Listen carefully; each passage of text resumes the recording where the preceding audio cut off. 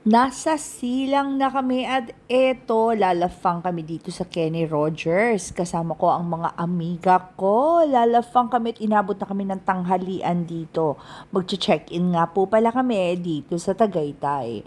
At heto, gutom na ang mga lola nyo. At ayan po ang aming mga in-order. Yes, nakarating na ang mga lola nyo. Nandito na kami. Magbabanding. Tara guys, itutur ko kayo sa loob. Dati eto pa lang nandito. Ngayon, marami na sila. Last time pong pumunta ako, wala pa po yung mga landscaping at wala pa po yung covered court. Pwede rin po ninyong gamitin yan. Magpa-schedule lang kayo.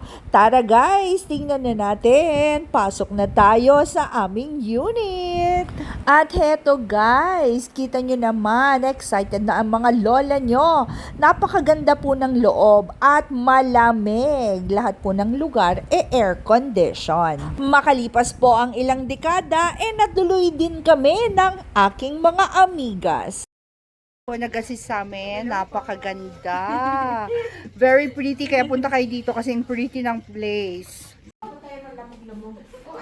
May flowers pa. Meron pang libreng vegetable. May model pa dyan.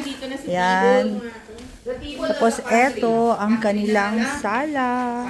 May libre rin pong JBL na karaoke kung type nyong kumanta. Eto naman po ang kanilang kitchen.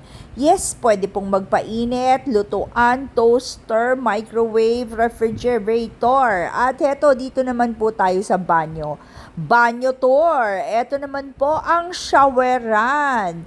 Hayan, syempre may mainit na tubig po yan. At dito naman po sa kabila ay ang toilet. Syempre naman, meron din po yung bidet. Ayan, ang ganda. Pwedeng sabay-sabay magbanyo at maligo at maghugas. Tara guys, pasok naman tayo sa kwarto. Ito po yung isang kwarto. Yan, pwede po dyan matulog ang dalawa. Punta naman tayo dito sa kabilang kwarto. Yan, pwede rin po dyan matulog ang dalawa. May mesa at mga sabitan.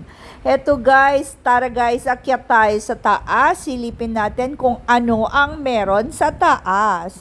Actually guys, malamig po ang aircon niya. Marami po silang aircon. Halos sa lahat ng area may aircon. Dito sa taas kasyang-kasya po ang 5. Heto guys, nagbibigayan na kami ng mga regalo. Maraming salamat sa pasalubong, Madam Heidi. At syempre maraming salamat, Madam Janet, sa aming OOTD. Kaya magpipictorial na kami. Kita nyo naman, naka-violet pa kami. Section violet. After pictorial, ituloy ang tour. Meron kayong sariling upuan dyan sa likod at jacuzzi. May bubong kaya hindi po kayo matutusta.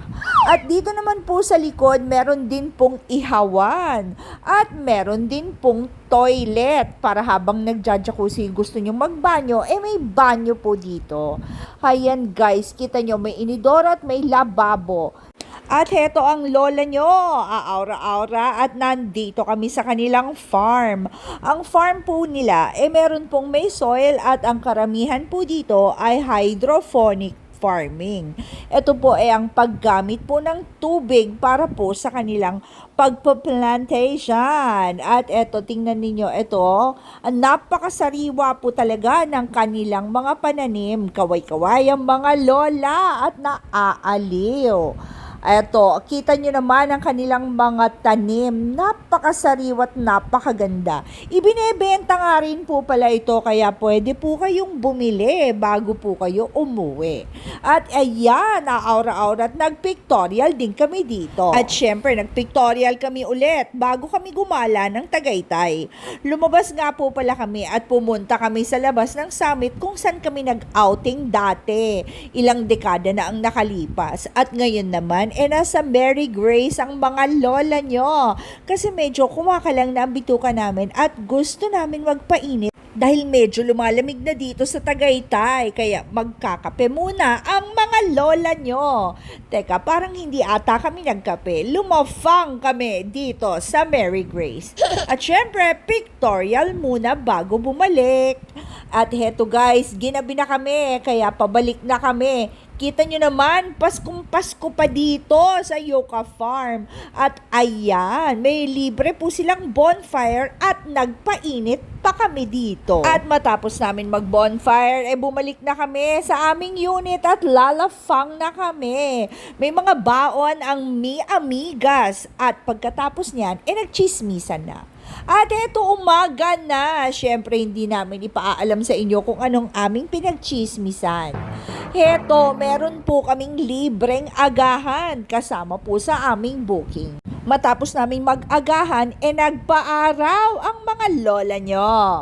Naglublob din nga po pala ang dalawang lola nyo bago kami umuwi. Pagkatapos po niyan, lumabas na kami at ready to check out na.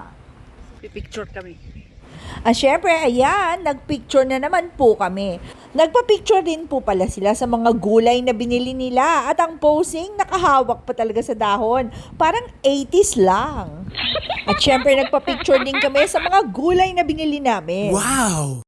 Heto naman po, sa labas na nung bumibili naman po kami ng pasalubong. Napadaan din nga po pala kami dito sa Hacienda Designer Outlet Mall. At nagpictorial din ang mga lola nyo, pero wala namang kaming binili. Maghahanap na kami ng lalafangan at nagugutom na kami. Tara guys, pictorial tayo dito naman sa kalye habang sinasaway kami ng gwardya. At eto guys, lumafang na kami bago kami bumiyahe pabalik ng Manila. At eto ang aming mga nilafang. Marami pong salamat sa pag-join sa amin sa aming biyahe dito sa Tagaytay. At hanggang sa susunod ko pa pong mga uploads. Bye-bye!